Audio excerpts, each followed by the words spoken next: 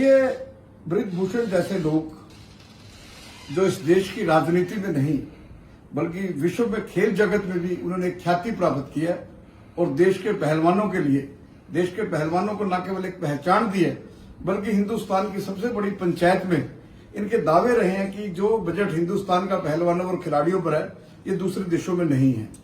यौन शोषण के आरोप ये पहला मौका नहीं है जब बृजभूषण जैसे व्यक्तित्व पर लगे हैं। यहां तो भगवान माता सीता के ऊपर साजिश रच दी गई। तो ये वही देश है जहां सुप्रीम कोर्ट के चीफ जस्टिस के ऊपर यौन शोषण के आरोप लगा दिए गए, जस्टिस अशोक गांगुली के ऊपर रेप के एलिगेशन, यौन शोषण के आरोप लगा दिए गए। तो मैं तो भारत के प्रधानमंत्री से, देश के गृह मंत्री से, ब्राह्मण महापंचायत की तरफ से, क्योंकि राजपूत और ब्राह्मण एक सिक्के के दो पहलू हैं, मैं तो एक मांग करने आया देश के गृह मंत्री। देश के गृह मंत्री एक न केवल बहुत ताकतवर एक व्यक्तित्व हैं जिन्होंने 370 को आजादी के बाद उखाड़कर फेंका।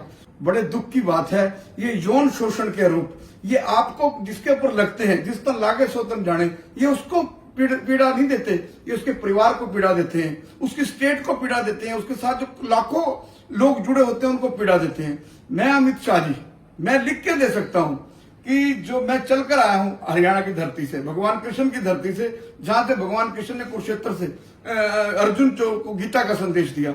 जो बृजभूषण जैसे लोग हैं ये ताकतवर लोग हैं, ये ना बोलने से झिझकते हैं ना अपनी बात रखने से झिझकते हैं, तो ऐसे में इनके बहुत से दुश्मन पैदा हो जाते हैं। तो मैं आपसे मांग करता हूं, जस्टिस, आज आपकी पुलिस की अग्नि परीक्षा है।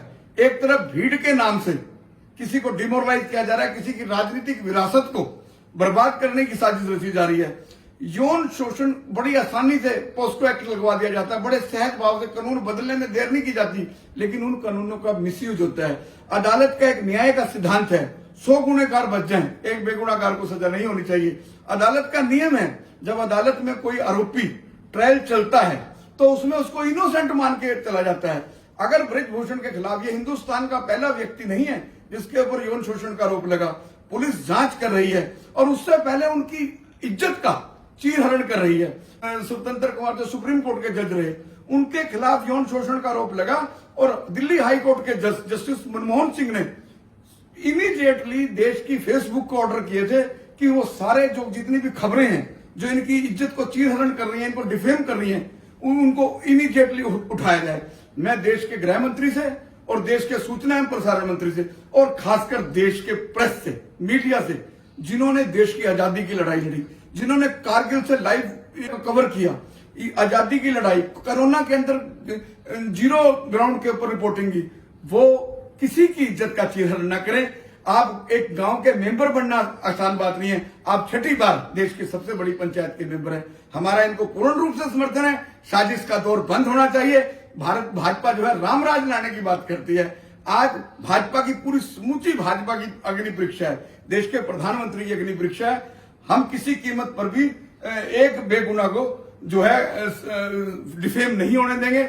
इसके लिए पूरा ब्राह्मण महापंचायत आज मैं इनको समर्थन करने आया हूं, इनको पकड़ी चाहिए। धन्यवाद।